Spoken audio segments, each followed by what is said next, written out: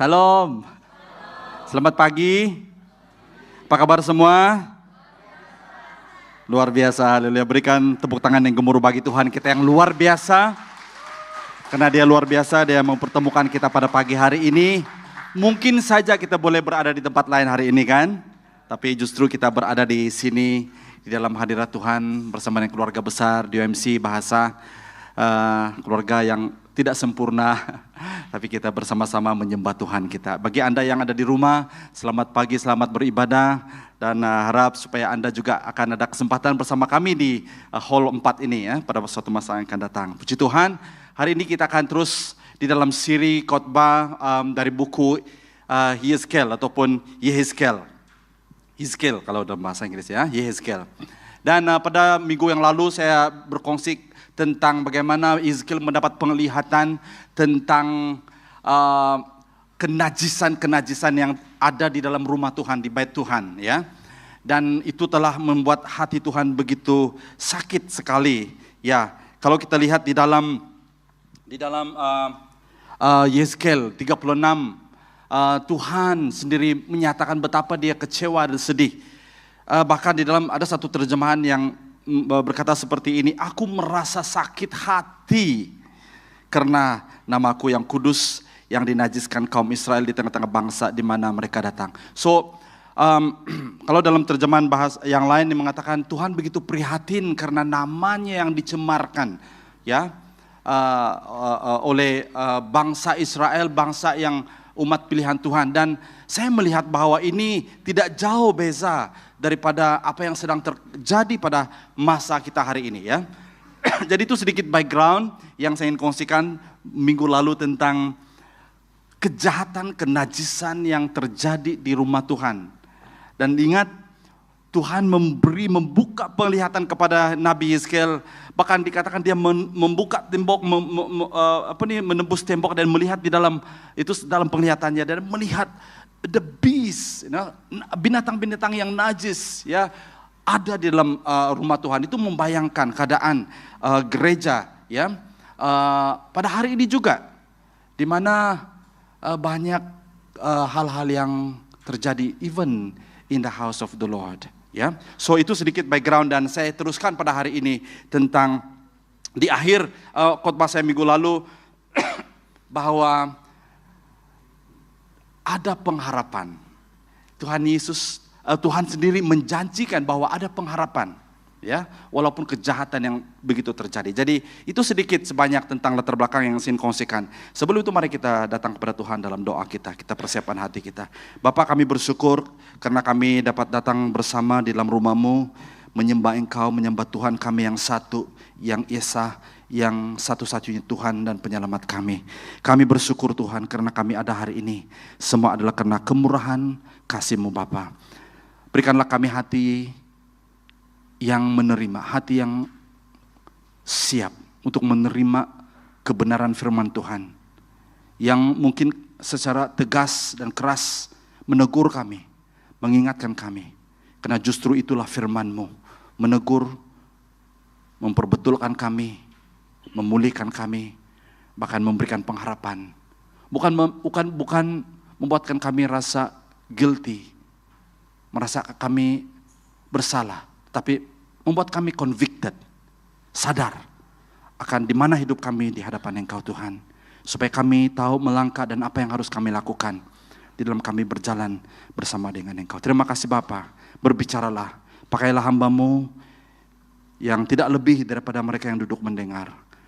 Dan biarlah Roh Kudus yang berbicara kepada setiap pribadi kami, sementara hamba-Mu berbicara di hadapan ini, Engkau berbicara bagi kami. Terima kasih Bapa, terpuji dan termulia nama-Mu. Di dalam nama Tuhan Yesus kami berdoa dan bersyukur. Haleluya. Mari anak-anak Tuhan yang siap mendengar firman Tuhan, mari kita sama-sama katakan amin, amin, amin. Oke, di tengah-tengah kita juga ada beberapa peserta youth camp ya di Rawang ya. Welcome all of you. Ada bersama-sama dan kita, dan we had a great time yesterday ya. 2 days ago we had a great time dengan youth, dan saya katakan kepada mereka, setiap kali saya bersama-sama dengan anak-anak muda, itu membuat saya semakin muda. Haleluya. Jadi next time, youth camp next time, ini bukan hanya limited kepada youth saja kan, betul Max? Ya, betul. Tapi yang tidak begitu muda, ya. Tapi muda dalam hati. Semua kita muda kan? We are young in heart ya, untuk join dan we had a great fun and it make me feel younger. Puji Tuhan untuk kehadiran kamu semua, we really appreciate, we really so happy to have you around ya, bersama dengan kami dan kirim salam kepada pastor kamu bila kamu balik nanti di gereja kamu masing-masing, send our love kepada mereka ya dan supaya pada masa-masa akan datang kita dapat bersama lagi. So oke, hari ini kita berbicara dan saya ingin berkongsi tentang perjanjian baru. Katakan bersama saya perjanjian baru. Nah, perjanjian baru, perkataan perjanjian baru ini ataupun the new covenant adalah satu hal yang sudah biasa kita dengarkan, bahkan even Alkitab kita juga perjanjian lama dan perjanjian baru. Itu berbicara tentang the old and the new covenant, yang itu menjadikan firman Tuhan itu total, menjadikan dia complete ya. Jadi perjanjian baru hari ini berbicara tentang apa? Dan ini sudah dinubuatkan dan sudah dikatakan oleh Nabi Yeskel ya. Itu berbicara tentang hati yang baru ataupun dan roh yang baru. Apa yang menentukan hidup kita hari ini, saudara dan saudari? Waktu kita menyembah Tuhan tadi, Tuhan ingatkan saya dan saya ingin bertanyakan soalan ini juga kepada Anda. Tuhan ingatkan saya untuk to ask this question to all of us as we mendengar firman Tuhan ini. When was the last time? Bilakah hari terakhir, masa terakhir kita mendengar Roh Kudus berbicara di dalam hati kita? Bila? When was it? Jawab dalam hati kamu sendiri.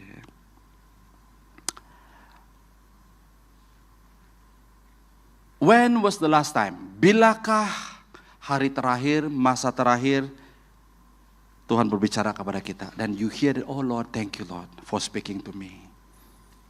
Bila? Then when you ask that question, apabila Anda bertanya soalan itu, reflect sedikit.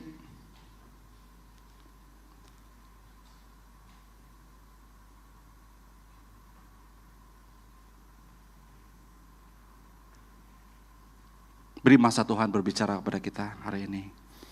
Karena hari ini kita berbicara tentang hati, soal hati. Amin. And allow God to speak to us. Izinkan Roh Kudus berbicara dalam hati kita. Ya. Mari kita diam sejenak di hadapan Tuhan.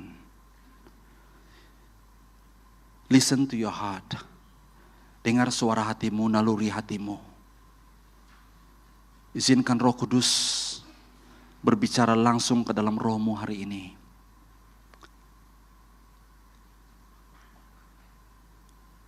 Bilakah masa terakhir saya mendengar suara Roh Kudus yang manis, yang lembut, yang indah itu berbicara, berbisik di hatiku? Ataupun Anda sudah begitu lama dan Anda sedang merindukan suara yang manis, yang lembut, yang indah daripada Roh Kudus berbicara di dalam hatimu. Tuhan, jika selama ini hati kami sudah tumpul, roh kami sudah tumpul dan tidak sensitif terhadap suaramu. Mungkin Engkau sudah selalu berbicara kepada kami setiap hari, bahkan kami tidak mendengar. Malah kami mendengar suara dunia ini lebih daripada suara Roh Kudus yang sentiasa berbisik di dalam hati kami. Pada hari ini Tuhan, di dalam ibadah ini, satu hal yang kami inginkan. Pulihkanlah hati ini ya Tuhan. Renew this heart, oh God. Perbaharui hati ini ya Bapa. Supaya segala sesuatu yang menghalang segala tembok yang menghalang di mana untuk kami mendengar suara-Mu. Jika hati kami selama ini menjadi hati yang keras, hati batu, hati yang tidak mau mendengar, pada hari ini Bapa, lembutkanlah hati kami sekali lagi. Darah-Mu yang kudus menyucikan hati kami sekali lagi, supaya hati kami menjadi hati seperti hati-Mu ya Tuhan.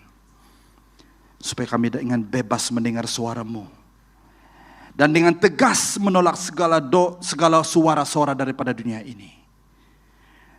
Agar kami dapat membezakan mana yang dari Tuhan dan mana yang bukan daripada Tuhan. Karena kami berada di zaman hari ini Tuhan yang banyak mendengar suara-suara dunia ini. Sehingga kami tidak mendengar lagi suara-Mu ya Tuhan. Forgive us Lord. Karena tidak memberikan banyak waktu dan ruang untuk Roh-Mu berbicara. Seperti firman-Mu Tuhan pada hari ini, berbicaralah kepada kami. Ini doa kami Bapa dalam nama Tuhan Yesus. Amin. My prayer, doa saya pagi hari ini adalah, waktu saya berbicara ini, mungkin firman Tuhan hari ini simple. Tapi I pray that God will speak to you directly today. Amen. Pay attention to your heart. Ya.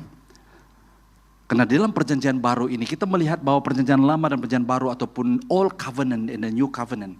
Old Covenant itu berbicara berdasarkan hukum, berdasarkan Taurat, ya. Dan itu berdasarkan perbuatan, ya. Buat ini kita akan dapat ini, ya.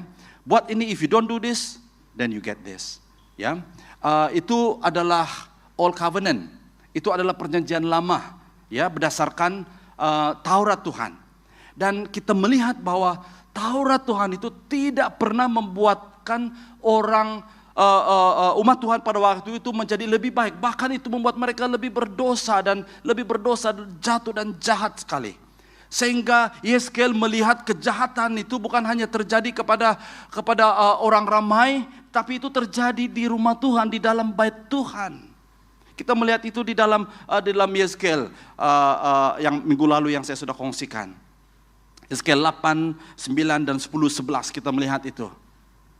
Bahkan di dalam Yeskel 26 ayat 21 mengatakan, aku sakit hati, kata Tuhan. Itu ada satu terjemahan. Kalau terjemahan AVB katakan, aku prihatin terhadap kekudusanku yang telah dicemarkan oleh bangsa, oleh umatku. Siapa yang mencemarkan kekudusan Tuhan? Bukan orang lain, umat Tuhan sendiri. Ya. So, Old Covenant itu seolah-olah gagal membuat manusia itu, membuat umat Tuhan murni dan kudus di hadapan Tuhan. Maka Tuhan memberikan satu perjanjian baru, the New Covenant, untuk rapap ataupun untuk menyimpulkan, untuk menselesaikan, untuk menjadi jalan. Karena law ataupun Taurat itu semakin Taurat itu diberikan, semakin jahatlah manusia. Dan manusia tidak dapat menguduskan, tidak dapat datang kepada Tuhan dengan hanya melakukan kebaikan. Karena walaupun mereka berusaha melakukan semua itu, melakukan hukum Taurat itu, ya, mereka gagal melakukan sesuatu, terbatal juga.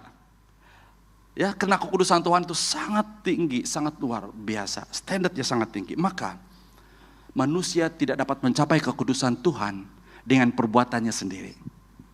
Ya, Paulus mengatakan itu di dalam surat-suratnya, terutama dalam Roma. Dia katakan bahwa manusia sudah hilang kemuliaan Tuhan. Ya, manusia sudah kehilangan kemuliaan Tuhan. Tapi oleh karena kasih kemurahan Tuhan, melalui penebusannya, dia dapat membawa manusia kembali kepada kekudusannya. Maka dengan itu saudara dan saudari, saya dan Anda, ini juga message saya kepada anak-anak muda semalam. Saya dan Anda yang sudah menerima Yesus Kristus sebagai Tuhan dan Juru Selamat kita menjadi kudus dan kita dikuduskan oleh Tuhan. Bukan karena perbuatan kita, bukan karena usaha kita, bukan karena baik kita, tapi oleh karena perbuatan Tuhan. Amin. Maka dengan itu saudara dan saudari, yakin dan percayalah bahwa kita adalah umat-umat yang kudus. Amin.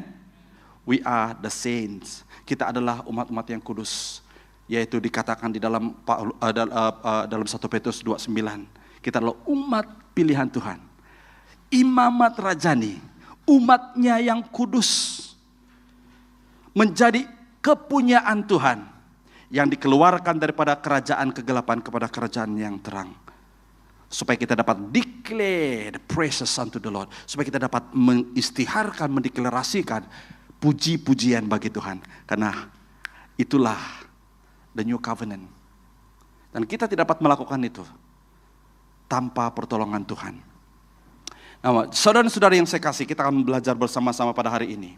Dan kita akan melihat ayat bagian firman Tuhan yang saya ingin kongsikan hari ini.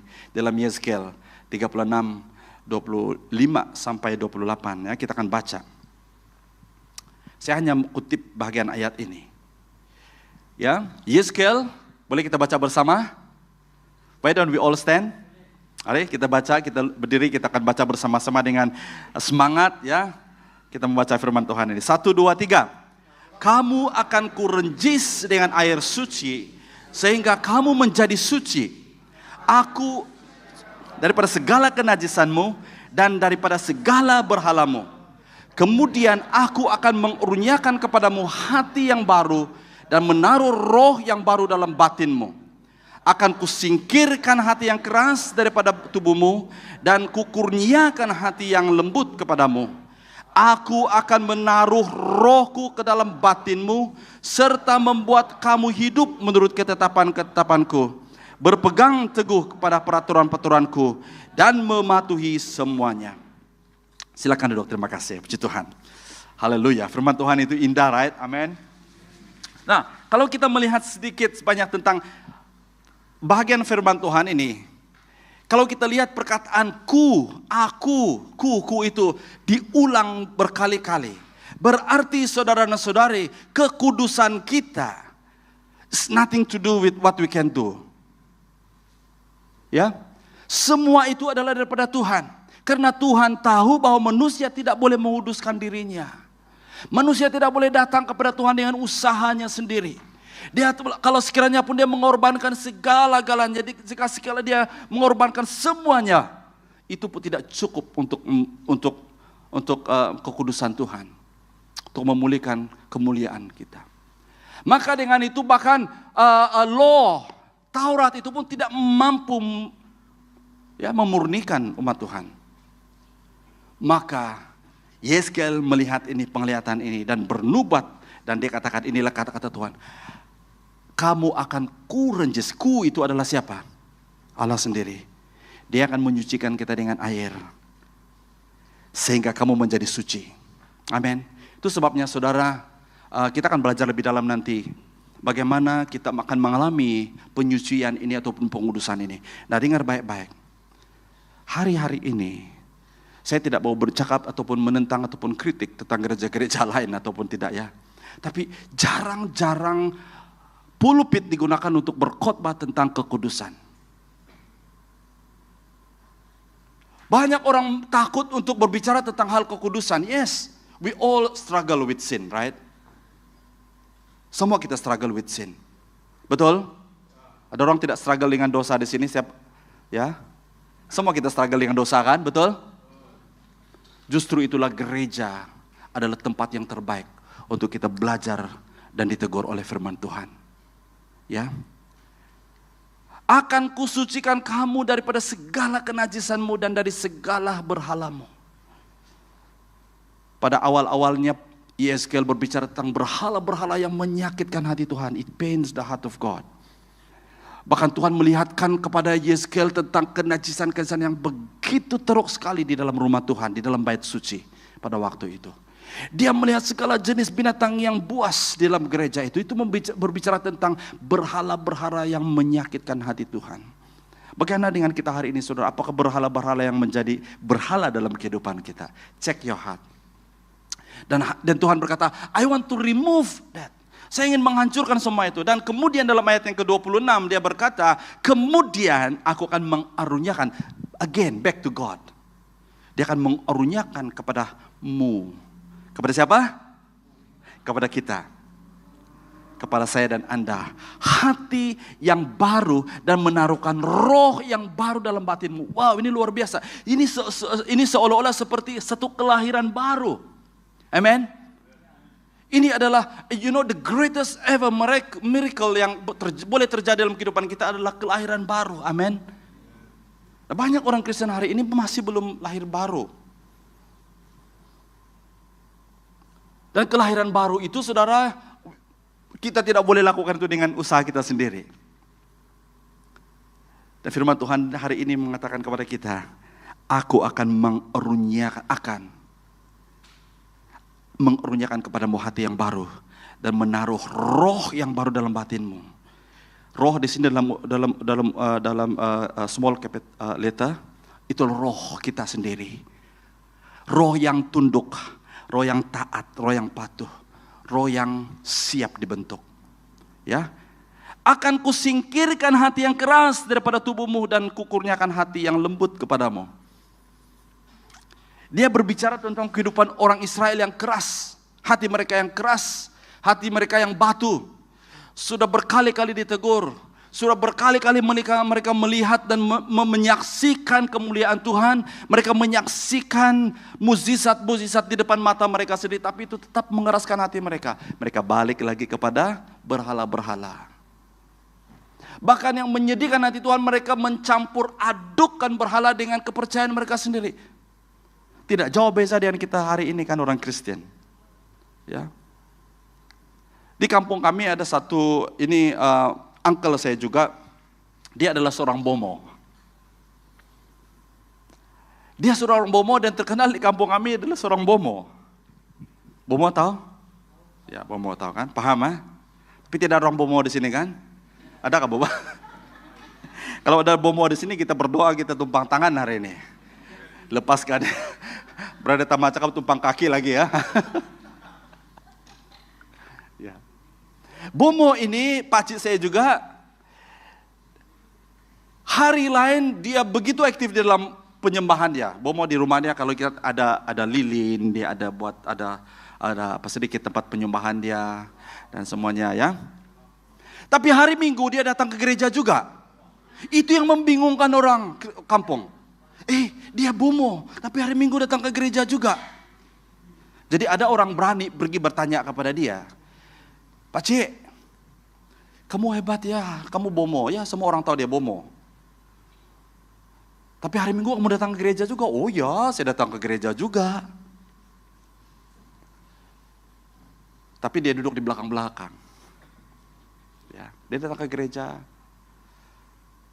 Dia katakan, ya, apa yang saya sampaikan itu adalah roh halus. Dia katakan roh halus. Kepercayaan kami ini, dia kata, ya yang kami percaya ini suruh kami pergi gereja juga. Oh, hebat. Mie halus ada, roh halus. Mie halus sedap, saya suka mie halus. Dan banyak pengikut dia yang terpengaruh dengan dia. Dia katakan, it's okay, kamu pergi gereja. Waktu saya mendengar cerita ini, dan saya menyaksikan itu sendiri, dan saya dengar daripada pakcik saya sendiri. Itu membuat saya berpikir bahwa, gereja hari ini no power. Make me think, what are we doing in church? Do you believe that there is power in worship? Amen. Sebenarnya dalam penyembahan kita, waktu kita mengangkatkan doa penyembahan kita, pengagungan kepada Tuhan, the devil tremble sebenarnya, amin. Tapi hari ini banyak iblis juga masuk dalam gereja. No, I'm not talking here. Jangan kamu pikir, ada iblis.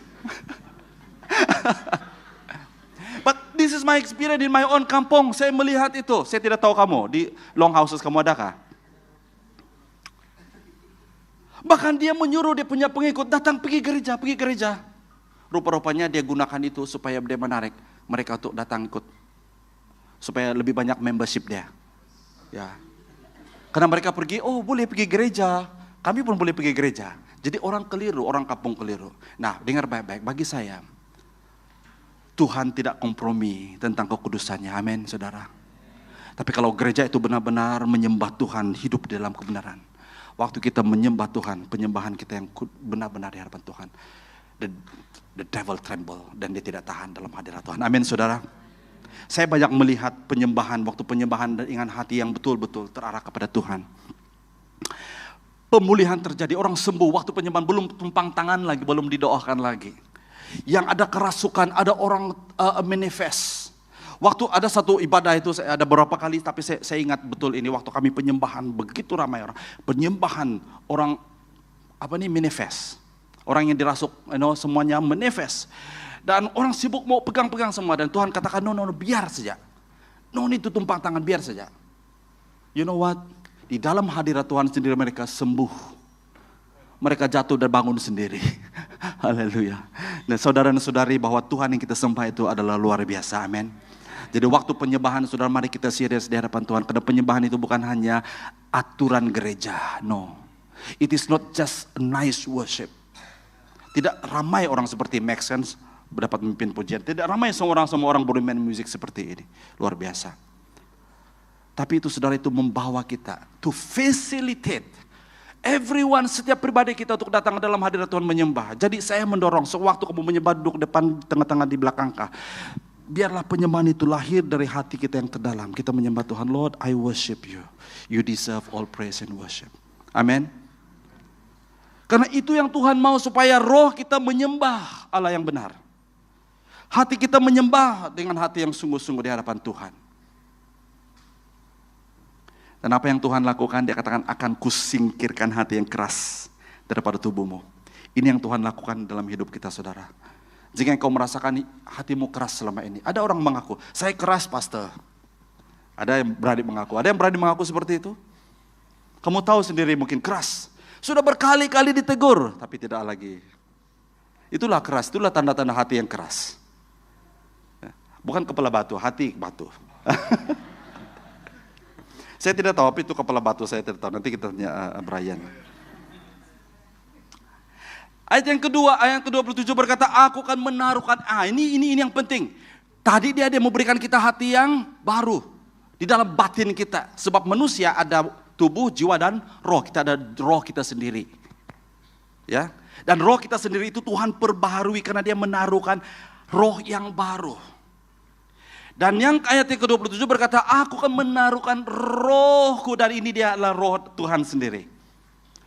Dalam batinmu serta membuat kamu hidup menurut ketetapanku, berpegang teguh pada peraturan-peraturanku, dan mematuhi semuanya. Nah, apabila roh kita diperbaharui from within, dan apabila roh Tuhan akan menyatu dengan roh kita, wah, itu terjadi kebangunan rohani. Itu terjadi hal yang luar biasa. Amin, saudara. Tanpa pertemuan ini terjadi, saudara, maka kehidupan kita sebagai orang Kristen hanya seperti itu saja. In out, in out, in out. Nothing happen. Year after year, tahun berganti tahun, kita tetap sama lagi. Aku masih seperti yang dulu. Kamu yang muda-muda nih tidak tahu lagu ini. Ini lagu kami dulu, waktu kami sedang bercinta. Menunggumu sampai akhir hidupku. Betul, brother Simon, Dah, tengok dah. Apalagi sambungnya? Saya lupa lirik. Kesetiaan. Kita sama ini, Bu. Kesetiaanmu. Sambung. Tetap sama. Dan ada lagi yang menggunakan ayat firman Tuhan. Pastor, saya ikut firman Tuhan. Tuhan itu kan dari dulu sekarang sampai selamanya tidak pernah berubah. Saya pun tidak mau berubah. Salah konteksnya. Tuhan tidak perlu berubah karena dia Tuhan. Kita manusia perlu berubah karena kita manusia. Amin.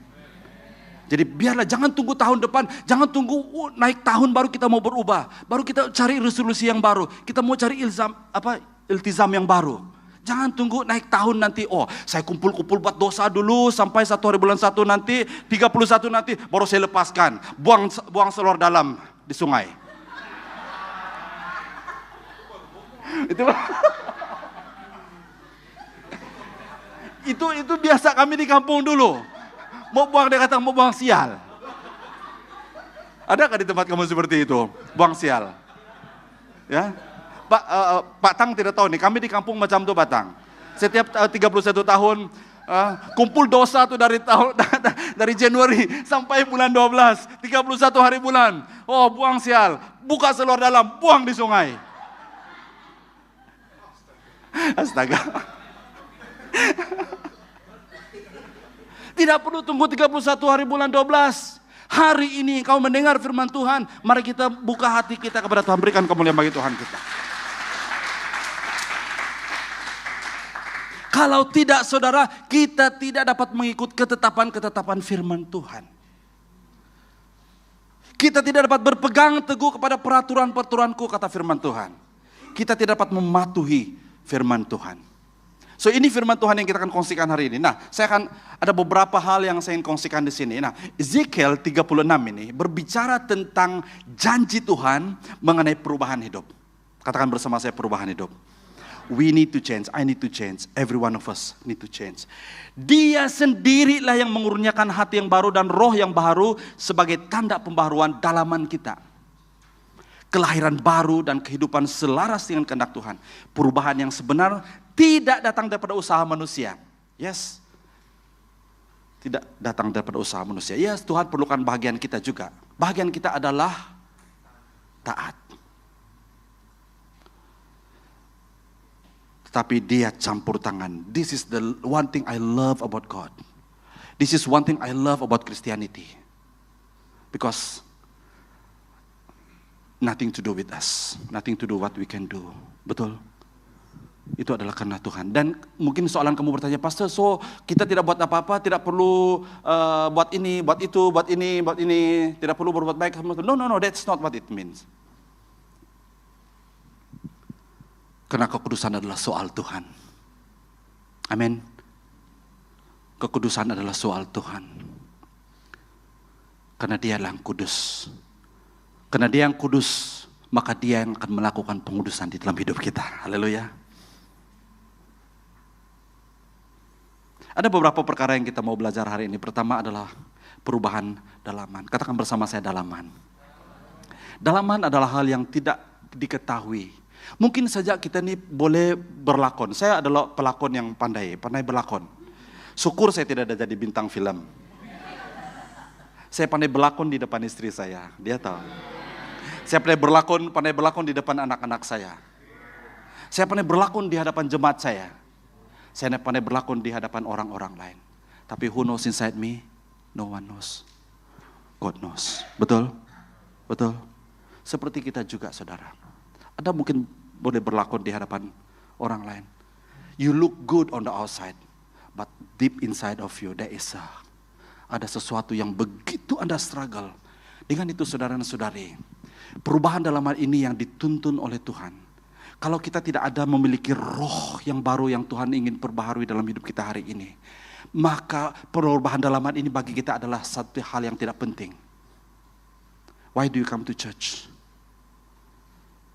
Hanya untuk make you feel good? No. Adalah mengizinkan Tuhan untuk melakukan, merubah hati kita. Katakan bersama saya, merubah hati saya. Hati baru adalah kehidupan dalaman yang lembut. Katakan bersama saya, lembut. Yang lembut itu bukan lembut ya lembut begitu. No, that's not what I mean. Lembut adalah hati yang siap dibentuk, diolah, dipulihkan supaya itu menjadi bejana yang akan dipakai oleh Tuhan untuk kemuliaan-Nya.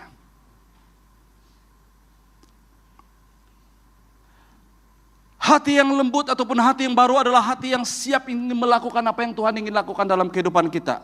Jangan kita mau tarik harga dengan Tuhan. Tuhan, ini saya buat dan ini saya tidak boleh buat. Ini saya mau, ini saya tidak mau. Nah, hidup kita sudah dibeli dengan harga yang lunas oleh Tuhan dengan darahnya. Amin. Maka harga diri kita adalah salib Kristus. Harga diri kita adalah darah Tuhan Yesus. Dia yang berhak di dalam hidup kita. Apa yang Tuhan mau? Dia suruh kita pergi di Afrika kah tadi? Kita berdoa tadi kan? Maukah Anda? Siapkah Anda mau pergi Afrika? Kalau itu adalah rancangan Tuhan untuk Anda, why not? Amen. Jangan kita hanya mau pergi, Tuhan saya mau pergi di negara-negara yang saya suka saja. Ya. Tenang, hati yang tenang. Adakah kita memiliki ketenangan hari ini? Saya selalu memperingatkan diri saya, tenang, relax. Ya. Kami sibuk pindah dalam beberapa minggu ini. Saya ingatkan diri saya, tenang, relax. Waktu saya tolak troli, relax. Jalan pun slow-slow. Jangan laju-laju. Relax. Karena I heard God spoke to me in a month of, early month of July, to slow down. Slow down bukan berarti kita malas. Kita tidak buat apa-apa. Ya. Tenang. Dan apabila saya tangkap itu, yes Lord. Baru saya mendapat, itu sebabnya saya ada anxiety, kan saya ada share with you tentang anxiety saya. Karena saya cepat-cepat semua ini buat. Nah, kamu tahu di dalam minggu bulan ini, begitu sibuk sebenarnya. Tiap-tiap minggu ada camp.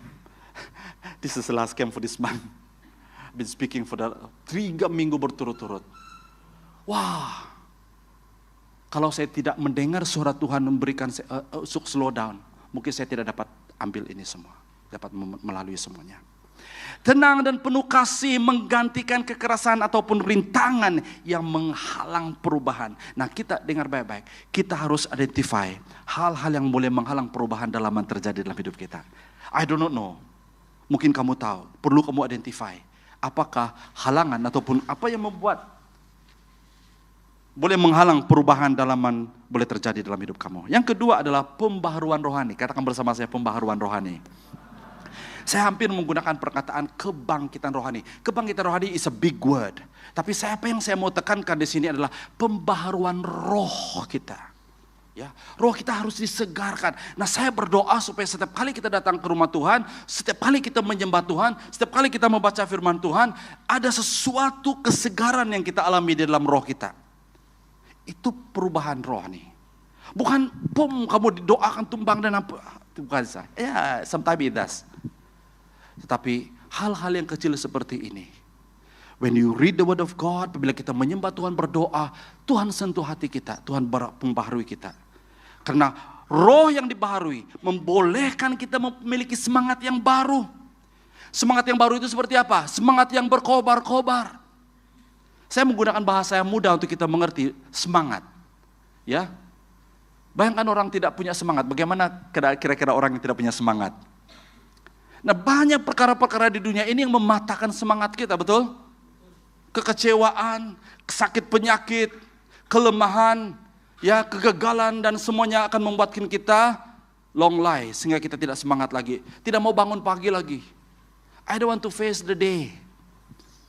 Tapi dengar baik-baik saudara, apapun yang terjadi di hidup kita, apabila rohmu diperbaharui, engkau tetap memiliki semangat. Haleluya. Engkau tetap memiliki semangat untuk bangun pagi itu kerja. Haleluya.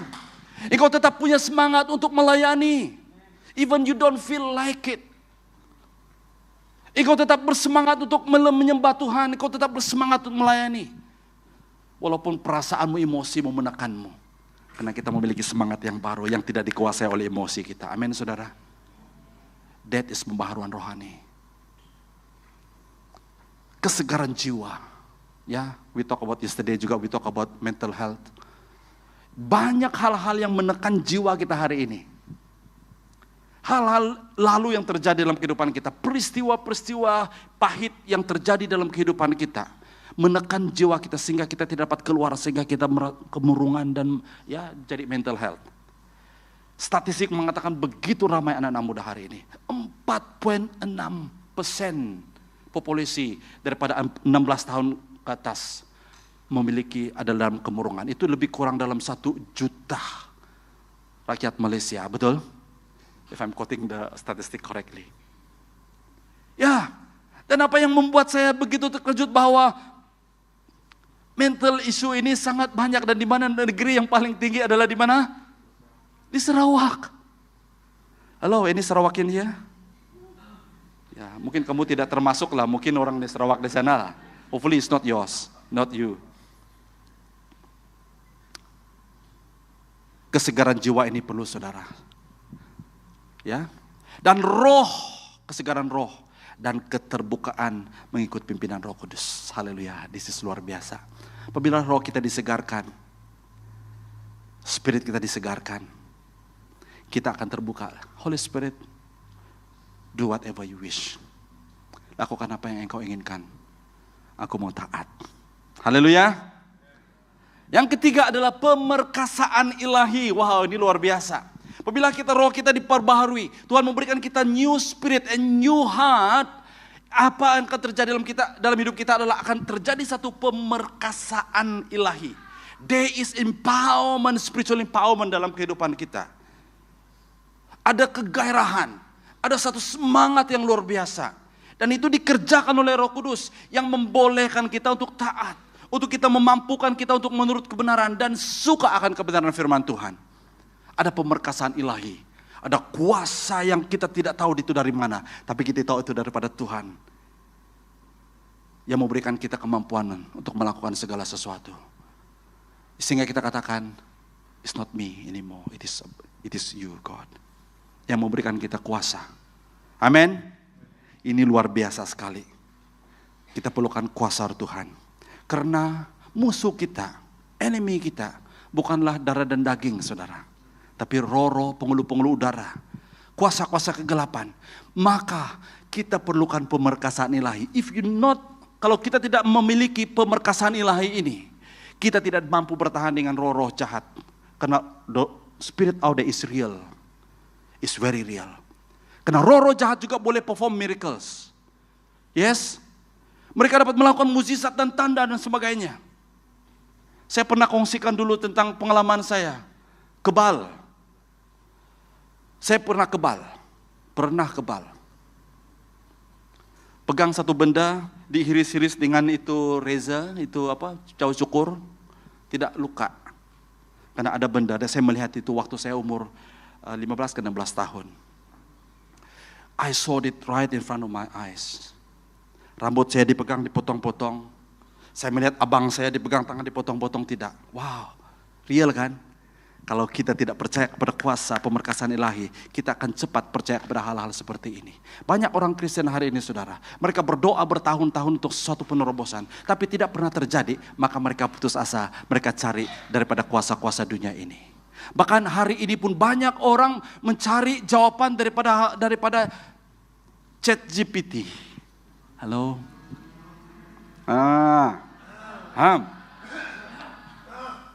Baru-baru ini saya belajar menggunakan ChatGPT daripada Brother Peter. Ya, if you use it for good, it can benefit you, kan, betul? Baru-baru ini waktu saya melayani orang asli di Cameron Highland dan saya bercakap-cakap dengan beberapa pelajar dan dikatakan, Pastor, dia begitu confident, dia katakan kalau saya ada masalah, kalau saya ada apa, saya tidak ada, saya pergi ChatGPT, saya tanya ChatGPT, even hal-hal yang sederhana, yang simple itu, dia tanya ChatGPT. Seolah-olah ChatGPT sudah menjadi ilah ataupun Tuhan. Dan hati-hati. Ya, we don't need ChatGPT. Amen. We need God. Amen. Ya, haleluya. Saya begitu lama, saya sudah dengar ini, tapi saya tidak berani karena saya tahu, takut saya nanti bergantung kepada ChatGPT. Everything ChatGPT, ya. Tapi kita perlukan pemerkasaan ilahi. Kalau kita sudah diperkasakan secara ilahi, saudara, saya sangat percaya kita memiliki kuasa yang lebih berkuasa daripada ChatGPT. Amin, saudara. Kita dalam masalah apapun, kita datang kepada Tuhan, kita nangis-nangis, kita berlutut di hadapan Tuhan. Tuhan, tolong dengar saya. Saya sangat percaya Tuhan akan berbicara kepada kita, saudara. Somebody ask me about dreams. Siapa suka di sini? Bermimpi. Dia katakan, Pastor, saya mungkin karena saya sudah tua ini, karena itu sebabnya saya banyak dream hari ini. It's okay, saya katakan. Ya, God speak to us even through dreams. Ya, right? Tapi saya katakan kepada dia, if you dream, pray. Kalau dream kamu itu membuat kamu confused, hati-hati, put a question mark. Karena Tuhan kita Allah yang luar biasa, dia tidak akan membuat kita confused. Amin. Tuhan kita tidak pernah membuat kita confused. Allah kita adalah Allah yang penuh kasih. Seperti seorang bapak dan ibu. Dia tidak akan membuat anaknya confused. Sehingga anak mereka pun tidak tahu apa mau buat. No. Dia adalah Bapa yang baik, tahu memberi yang terbaik untuk kita sebagai anak-anaknya. Amin, saudara. Kita perlukan pemerkasaan ilahi hari ini. Kita perlu sentuhan daripada Roh Tuhan.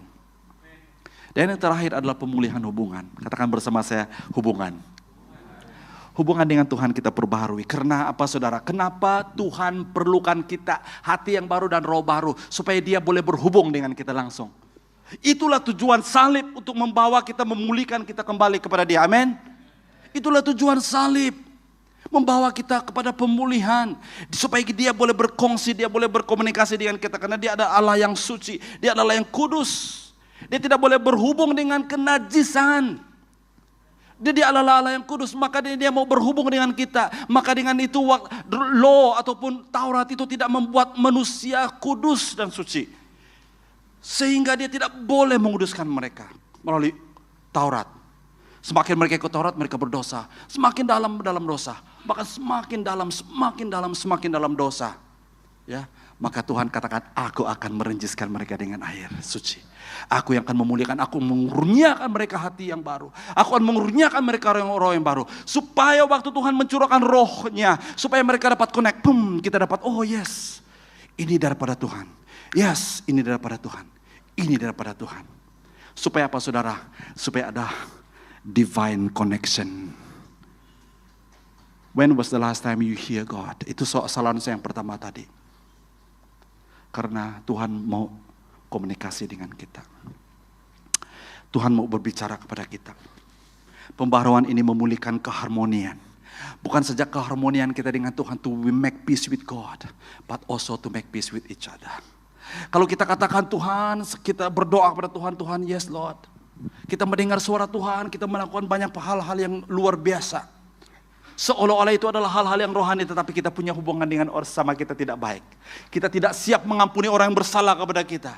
Kita tidak memberi ampun kepada orang yang bersalah kepada kita. Bahkan kita tidak memberi belas kasihan kepada orang yang perlu belas kasihan. Kita tidak menolong orang yang dalam keadaan kesusahan, dan kita tidak bersama, dan kita tidak hidup di dalam kerukunan dalam kehidupan kita sebagai orang percaya.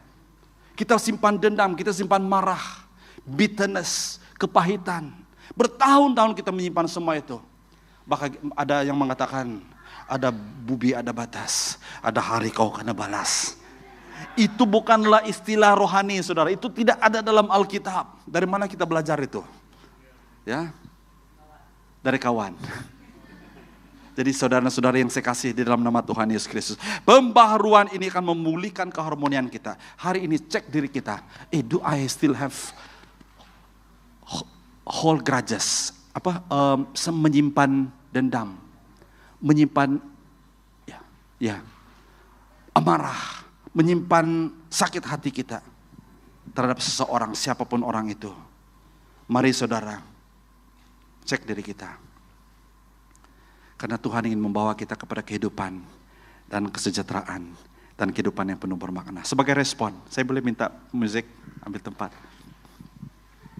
Ada beberapa soalan saya di sini yang mungkin membawa kita kepada satu respon ya, ataupun aplikasi. Pertama adalah hati yang baru bermakna, dengar baik-baik. Hati yang baru bermakna melepaskan kepahitan. Amin. Are you ready to let go your kepahitan, bitterness? Yes. Itu adalah hati yang baru. Melepaskan kesombongan kita, keangkuhan kita. Yes, I don't need you. I can do it myself. No, we need each other. Mungkin hari ini Anda tidak perlu, mungkin karena Anda baik. Tapi one day, you need each other. Haleluya. Kedegilan kita. Dan kita mulai memeluk cinta, to embrace love. Memeluk kerendahan hati. Katakan, saya memilih untuk rendah hati. Saya mau memilih untuk rendah hati. Dan melepaskan pengampunan. That's number one. Number two, roh yang baru bermakna hidup dalam kuasa dan pengaruh Roh Kudus. Jika selama ini kau merasa engkau powerless, when you pray nothing happens. But do you know that prayer is a powerful hal yang kita boleh lakukan dalam kehidupan kita. Semalam saya mengajar anak-anak muda untuk berdoa dengan penuh kuasa. dan penuh authority. Karena Roh Kudus ada di dalam kita. Amin, saudara. Kita menjadi powerful karena Roh Kudus ada dalam hidup kita.